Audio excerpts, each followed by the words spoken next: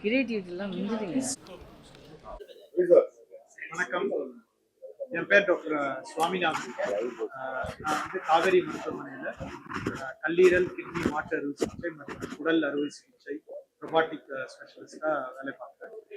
இப்போ இன்னைக்கு நம்ம கூடியிருக்கிறதுக்கு காரணம் வந்துட்டு, நம்ம காவேரி மருத்துவமனை சென்னையில் இருக்க மூணு மருத்துவமனைகளிலும் டவின்சின்ற ஒரு அதிநவீன ரொபாட்டிக் சிஸ்டமை இன்ஸ்டால் பண்ணியிருக்கிறோம்.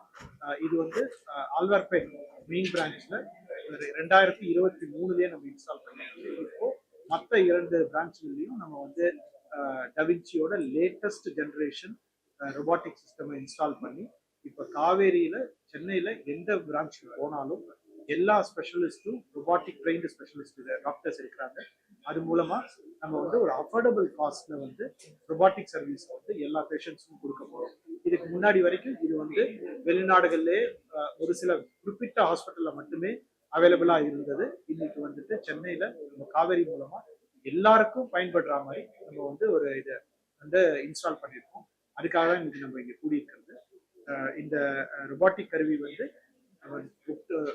முன்னாடி செஞ்சுக்கிட்டு இருந்த அந்த லாப்ரோஸ்கோபிக் ஆப்ரேஷன் பண்ணுவோம் பாருங்க, அதை விட அது கிட்டத்தட்ட அதே விலைக்கு அதோட ஒரு ஒரு ஒரு மார்ஜினலி ஹையர் காஸ்ட்ல நம்ம காவேரியில அஃபோர்டபுள் காஸ்ட்ல கொடுக்க போறோம். இதுக்காக தான் வந்து இந்த பிரஸ் மீட்டு. இது வந்து காவேரியில யார் எல்லா பிரான்ச்லையும் இருக்கு. இதுக்கான எக்ஸ்பர்ட்ஸ் எல்லா ஸ்பெஷலிஸ்டும் நம்ம கிட்ட இருக்காங்க.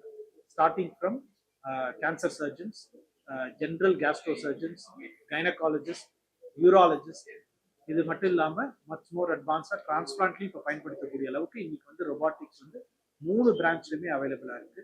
ஸோ இது வந்து எல்லா பேஷண்ட்ஸுக்கும் எல்லா வகையான இன்சூரன்ஸு வச்சிருக்க எல்லா பேஷண்ட்ஸ்க்குமே இது வந்து பயன்படுத்த முடியும். இந்த ஒரு நியூஸை வந்து இம்பார்ட்டண்ட்டாக நம்ம வந்து மக்களுக்கு அது தெரிவிக்கணும்.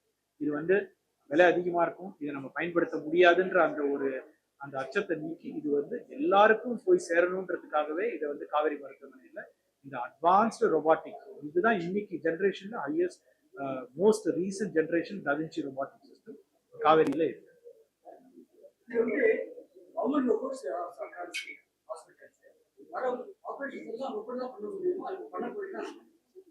இப்போ காவேரியோட எல்லா பிரான்ச்லயும் ஒரு ரொபாட்டிக் இருக்கு. இது வந்துட்டு எல்லா ஆப்ரேஷனும் ரொபாட்டிக்கால பண்ணணும்னா தேவை இருக்கிற ஆப்ரேஷன்ஸ் மட்டும்தான் பண்ணணும். அதாவது சில ஆப்ரேஷன்ஸ்க்கு ரொபாட்டிக் தேவைப்படாது. பட் இப்போ பார்த்தீங்கன்னா கிட்டத்தட்ட 80-90% ஆப்ரேஷன்ஸ் வந்து நம்ம ரொபாட்டிக் மூலமா பண்ண முடியும். ஸ்டார்டிங் ஃப்ரம் நம்ம thyroid, simple thyroid operation, cornea operations, gall bladder operation முதற்கொண்டு அட்வான்ஸ் கேன்சர் ஆப்ரேஷன், ஈவன் நம்ம சிறுநீரக மாற்று அறுவை சிகிச்சை, கல்லீரல் மாற்று, இது எல்லாமே இன்னைக்கு வந்து ரொபாட்டிக்ல பண்ண முடியும். என்ன இப்போ நம்மளுக்கு வந்து தடுக்கிறதுனா காஸ்ட் ஒன்று தான், அதுவும் இப்போ வந்து குறைஞ்சிக்கிட்டே வருது. ஸோ அதனால கிட்டத்தட்ட எல்லா ஆப்ரேஷனும் நம்மளால ரொபாட்டிக்ல பண்ண முடியும். 3 காவேரியிலையும் ஒரு காவேரியிலையும் ஒரு ரொபாட்டிக்.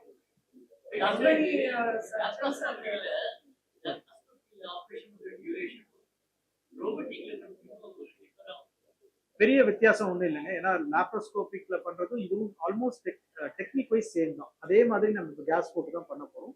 அப்கோர்ஸ் கத்துக்கும் போது கொஞ்ச நாளைக்கு வந்துட்டு அந்த ரொபாட்டிக் கத்துக்கிறது கொஞ்சம் டைம் எடுக்கும். பட் இப்போ நம்ம காவேரியில் இருக்க எல்லா டாக்டர்ஸுமே பார்த்தீங்கன்னா பல வருடங்களா ரொபாட்டிக் ஆப்ரேஷன் பண்றது, வெளிநாடுகள்ல இருந்து பயிற்சி பெற்று இந்த இந்தியாவில் வந்து காவேரியில வேலை பார்த்துட்டு இருக்கோம். ஸோ அதனால பார்த்தீங்கன்னா நாங்கள் ஒரு கிட்டத்தட்ட ஒரு 8-9 வருஷமா ரொபாட்டிக் சர்ஜரி பண்ணிட்டு இருக்கோம். இப்போ எப்படி நமக்கு கார் ஓட்ட கத்துக்கும் போது முதல்ல கொஞ்சம் கஷ்டப்பட்டு பயந்து ஓட்டுறோமோ அந்த மாதிரி தான் இருக்கும். நாள் ஆக நம்ம அந்த கான்ஃபிடன்ஸ் வர அப்போ லாப்ரோஸ்கோபிக்கோட இன்னும் இன்ஃபேக்ட் ஸ்பீடாகவே முடிக்க முடியும் ரொபாட்டிக் சர்ஜரி. பிகாஸ் 3 பிரான்ச்லயும் இருக்கு. அதுக்காக முன்னாடி ஒரே இடத்துல இருந்தது, இப்போ வந்து 3 பிரான்ச்லயும் போட்டிருக்கனால 3x அப்படின்னு சொல்லலாம். இது மூலமா டெலிசர்ஜரி பண்ற ஒரு ஆப்ஷன் ஐடியாஸ் இருக்கு அது இப்போ இப்போ ஆரம்பிச்சாச்சுங்க. டெலி சர்ஜரி வந்து இப்போ நம்ம இன்னும் காவேரியில பண்ணல. அது ஒரு ஒரு ஃபியூச்சர் கோல் தான் அது. ஏன்னா இப்போ மூணு சென்டர் இருக்கு. நம்ம கொலாபரேட் பண்ணி கண்டிப்பா பண்ண முடியும். அதுக்கான சில ரெக்குவயர்மெண்ட் இருக்கு. ஏன்னா நமக்கு வந்து ஒரு அல்ட்ரா ஃபாஸ்ட் 5G வைஃபை வேணும். அதுக்குன்னு சில எக்யூப்மெண்ட்ஸ்லாம் வேணும். அதெல்லாம் வந்து இன்னும் கொஞ்சம் டெவலப் ஆனதுக்கு அப்புறம் இப்போ ட்ரையல் பேசிஸ்ல வேர்ல்ட் லெவல்ல அங்கங்க கொஞ்சம் கொஞ்சம் ஸ்பொராடிக்கா பண்ணிட்டு இருக்காங்க. அங்கங்க ஒரு சர்ஜரி இப்போ நடக்கிறதா மீடியால வருது. ஆமா, இந்தியாலயும் முயற்சி பண்றாங்க. ஆனா அதுக்கான அந்த அந்த இன்டர்நெட் ஸ்பீடு வேணும். ஏன்னா அது லேக் ஆகக்கூடாது. நம்ம ஒரு ஃபோன் பேசும்போதே லேக் ஆகுது. சர்ஜரி பண்ணும்போது லேக் ஆச்சுன்னா ரொம்ப கஷ்டம் நமக்கு அதை வந்து ஆமா, கண்டிப்பா இது நல்ல கொஸ்டின். இப்போ நம்ம வந்து ஒரு இது வந்து சேஃப்டி ரொம்ப ரொம்ப முக்கியம். பேஷண்டோட சேஃப்டி தான் ப்ரையாரிட்டி நமக்கு. ஸோ அதனால வந்துட்டு எல்லாராலையும் இதை பயன்படுத்த முடியாது. அந்த சர்ஜன்ஸ் வந்துட்டு செவரல் வீக்ஸ் ஆஃப் ட்ரைனிங், நம்ம எப்படி வந்து ஒரு கார் டிரைவிங் பண்றதுக்கு முன்னாடி டிரைவிங் கிளாஸ் எடுக்கிறோமோ அந்த மாதிரி இது வந்து செவரல் ஹவர்ஸ் ஆஃப் சிமுலேஷன், பல வாரங்களுக்கு நம்ம வந்து சிமுலேஷன் ட்ரைனிங் பண்ணிட்டு அதுக்கப்புறம் இதை வந்து ஒரு அனிமல் லேப்ல போய் ட்ரைனிங் எடுத்துட்டு பிளஸ் இன்னொரு ஹாஸ்பிட்டல்ல ரெகுலரா ரொபாட்டிக் செய்யற ஒரு சர்ஜன் கிட்ட போய் கொஞ்ச நாள் ட்ரைனிங் எடுத்து வந்து தான் பண்ண போறோம். இது மட்டும் இல்லாம வெளிநாடுகள்ல இதுக்காகவே சில ஃபெலோஷிப்ஸ் இருக்கு. ஒரு வருஷம் கூடயே இருந்து நீங்க ட்ரெயின் ஆகி அதுக்கப்புறம் இப்ப நம்ம கிட்ட காவேரியில இருக்கிற முக்காவாசி டாக்டர்ஸ் பாத்தீங்கன்னா பல வருடங்களா ரொபாட்டிக்ல ட்ரைனிங் எடுத்துட்டு அதுக்கப்புறம் தான் நம்ம வந்து செய்ய ஆரம்பிச்சோம். வெளிநாடுகள்ல இது ஒரு கிட்டத்தட்ட ஒரு 15 வருஷமா இருக்கு. நாங்க வந்து 2005 6 இது வந்து பயன்படுத்தாங்க.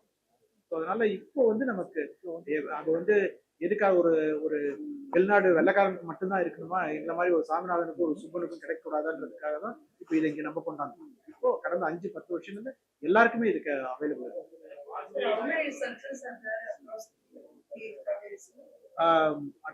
ஒரு சென்டர்லயும் ஒரு ஸ்பெஷலிஸ்ட்லயும் கிட்டத்தட்ட 10 சர்ஜன்ஸ் டோட்டலா ஒரு பிரான்ச்ல இருக்கும். Close to 30 to 35 surgeons across 3 Kaveri இருக்கு. Trained surgeons.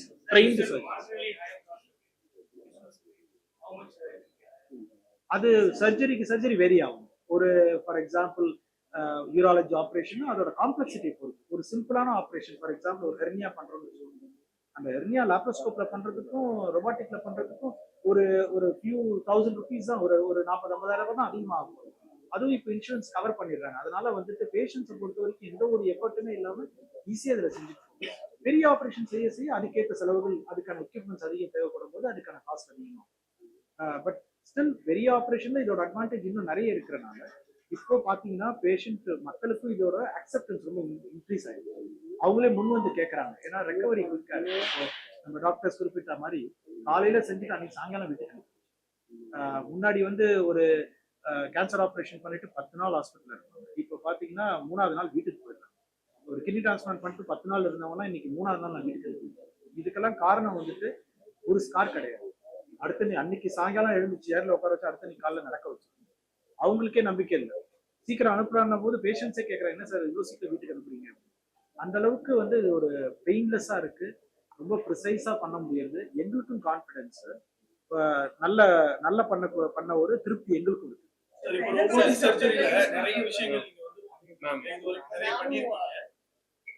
சாரி சொல்லுங்க. ரோபோட்டிக் சர்ஜரியில நிறைய நீங்க சர்ஜரி பண்ணிருக்கீங்க. முன்னாடி விட இப்போ காம்ப்ளிகேஷன்ஸ் எந்த அளவுக்கு குறைஞ்சிருக்கு? ரெண்டாவது, இந்த ரோபோட்டிக் கூட ஏஐ இன்க்ளூடட் வந்து எந்த அளவுல வந்து இன்பில்ட் ஆயிருக்கு, அது உதவுதா? ஸோ ஏஐ ரோபோட்டிக்ல டெஃபினட்டா வந்து ஏஐனா it is nothing but machine learning. நம்ம சொல்லிக் கொடுக்குற விஷயத்த ரிப்பீட்டடா டயர்ட் ஆகாம ஒரு மிஷின் வந்து 1000 டைம்ஸ் 10,000 டைம்ஸ் பண்ண முடியும். அதுதான் ஏஐ. எந்த அளவுக்கு நல்ல டேட்டா உள்ள ஃபீட் பண்றோமோ அந்த அளவுக்கு அவுட்புட் நல்லா இருக்கும். ரொபோட்டிக்ல நம்ம இப்ப கிட்னில ஒரு கேன்சர் கட்டி கட் பண்ணி எடுக்கிறோம்னா முன்னெல்லாம் நம்ம வெளியில சிடி படம் பார்த்துட்டு மனசுல அதை பதிய வச்சுட்டு காக்னிட்டிவ் ஃபங்க்ஷன் சொல்லிட்டு உள்ள போய் கட் பண்ணுவோம். இப்ப லேட்டஸ்ட் ஏஐ டெவலப்மெண்ட் எப்படி வந்திருக்குன்னா robotic surgical field it's electronic field. அதுல CT image is overlapped in real time. அங்க கட்டியை நம்ம பார்க்குறோம், கிட்னியை பார்க்குறோம். ரியல் டைம் நம்ம கிட்னியை இப்படி திருப்பினாலும் இங்க வர்றது கிட்னி, இங்க இருக்கிறது கட்டின்னு சர்ஜனோட சில பேர் பிகினிங் லெவல்ல இருந்தா கூட கைட் பண்றதுக்காக AI overlaid on the image is now available. அது இன்னும் FDA டெஸ்டிங் தாண்டினாதான் நம்ம ஃபீல்டுல எல்லாருக்கும். காம்ப்ளிகேஷன்ஸ் எந்த அளவுக்கு சார் முன்னாடி விட ஒரு சதவீதம் சொல்ல முடியுமா? 90% குறைஞ்சிருக்கா? இல்ல காம்ப்ளிகேஷன்ஸ் இன்னும் இருக்கா? அதுல நீங்க என்ன மாதிரியான சேஃப்டி ப்ரிகாஷன்ஸ் வச்சிருக்கீங்க? காம்ப்ளிகேஷன் பேஸ் பண்ணுங்க சார். எந்த விதமான ஓப்பன் ஓப்பன் சர்ஜரி ஆனாலும் லேப்ராஸ்கோபிக் சர்ஜரி ஆனாலும் ரோபாட்டிக் அறுவை சிகிச்சை ஆனாலும் எல்லா சர்ஜரிஸ்லயுமே காம்ப்ளிகேஷன்ஸ் ஆர் தேர். ஆனா ஓப்பன் சர்ஜரிங்கும் போது we deal with separate set of complication. அதற்கான வரக்கூடிய காம்ப்ளிகேஷன்ஸ் வேறு, ரொபாட்டிக்ல நம்ம ஃபேஸ் பண்ணக்கூடிய அறுவை சிகிச்சை வேறு. இட் இஸ் இது ரொபாட்டிக் சர்ஜரினா இது ஒரு புதுவிதமான சர்ஜரி எல்லாம் கிடையாது. இவ்வளவு நாளும் ஒரு கேமரா ரோல்ல போட்டோ எடுத்துட்டு இருக்கோம், இன்னைக்கு ஒரு டிஜிட்டல் போட்டோ எடுத்துருக்கோம். இது நுண்துளை அறுவை சிகிச்சையில உள்ள ஒரு தொழில்நுட்ப வளர்ச்சி, அவ்வளவுதான். So we are not changing the surgery. அறுவை சிகிச்சையில மாற்றம் இல்லை. ஆல்ரெடி என்ன பண்ணிட்டு இருந்தோமோ அதே தான் நம்ம யூஸ் பண்ண போறோம். 2 கையால 2 இன்ஸ்ட்ருமெண்ட்டை மட்டும் ஒரே ஆள் ஹேண்டில் பண்றதுக்கு பதிலா இப்போ it enables us and gives us 4 arms. ஒரே சர்ஜனுக்கு 4 கைகள் இருக்கிற மாதிரி அது. ஸோ ஒரு காரே இப்ப நம்ம ஓட்டுறோம்னு வச்சுக்கோங்களேன். ஸோ ஒரு லேப்ராஸ்கோபிக் அறுவை சிகிச்சை அப்படிங்கும் போது ஒரு ட்ரெயின்டு பர்சன் கியர் வச்சிருக்காப்ல, இன்னொரு ட்ரெயின் பர்சன் கேஸ் பெடலையும் பிரேக்கையும் யூஸ் பண்றாங்க, and the surgeon is steering the wheel, அதாவது ஸ்டியர் பண்ணிட்டு இருக்காங்க. ரொபாட்டிக் அறுவை சிகிச்சை என்ன ஹெல்ப் பண்ணுதுன்னா, because of this automation and machine learning, இந்த 4 விஷயங்களையுமே ஒரே ட்ரெயின்டு பர்சன் பண்றதுக்கு இட் எனேபிள்ஸ் us. ஸோ லேப்ராஸ்கோபியில என்ன காம்ப்ளிகேஷன்ஸ் இருக்கோ அதே complications it will apply to robotic surgery also. But அதை விட லேப்ராஸ்கோபிக்ல பண்றதை விட நம்ம நுட்பமாக அந்த வேலைகளை பண்ண முடியுது. So we expect a lesser complication rate with robotic surgery in the long run. இது டாக்டரோட வேலைவாய்ப்புகளை குறைக்கணும். கண்டிப்பாக கண்டிப்பாக. ஸோ நம்ம இதுல வந்து என்னது சார், இந்த ரொபாட் முத கண்டுபிடிச்சதுக்கு ரீசனே அதுதான். So it was a defence project from the US technologies. So DARPA அப்படிங்கிற ஒரு இன்ஸ்டிடியூஷன், ஸ்பேஸுக்கு ஒருவேளை மக்கள் அனுப்புறோம், போருக்காண்டி அனுப்புறோம். ஸோ அங்க நம்ம ஹெல்த் கேர் ப்ரொஃபஷனல்ஸ் அனுப்ப முடியாது. தூரத்துல இருந்தே எப்படி அவங்களுக்கு நம்ம ஹெல்த் கேரை கொடுக்கலாம், எப்படி அந்த அறுவை சிகிச்சையை பண்ணலாம் அப்படிங்கிறதுக்காண்டி இது இன்னைக்கு நேற்று ஆரம்பிக்கிறது இல்லை. 1980 இருந்தே ஆரம்பிச்சு 1999 the first robot was there. So அப்பதுல இருந்தே இன்னோவேஷன் பண்ணி இப்ப நம்ம யூஸ் பண்ணிட்டு இருக்கிறதே 4th 5th generation ரோபோ தான். So the main purpose of it was that. But இன்னும் and there are places where it is being used. First transatlantic surgery, அதாவது ஒரு கண்டத்துல இருந்து இன்னொரு கண்டத்துல நம்ம இன்னைக்கு டெலி சர்ஜரி பத்தி கேட்டீங்க, 2001 பண்ணியாச்சு. பட் அதற்குரிய தேவை இருக்கும்போது கண்டிப்பாக the future is telesurgery.